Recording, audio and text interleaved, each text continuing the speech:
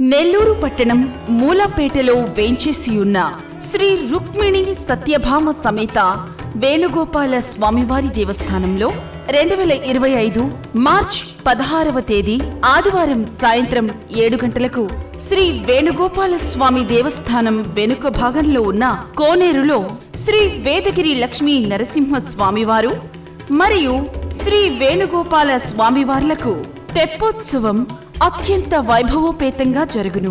పై కార్యక్రమమునకు ఉభయకర్తలుగా నార్తురాజుపాలెం కొడవలూరు మండల వాస్తవ్యులు శ్రీమతి అండ్ శ్రీ పోసంరెడ్డి దిలీప్ కుమార్ రెడ్డి వ్యవహరించెదరు.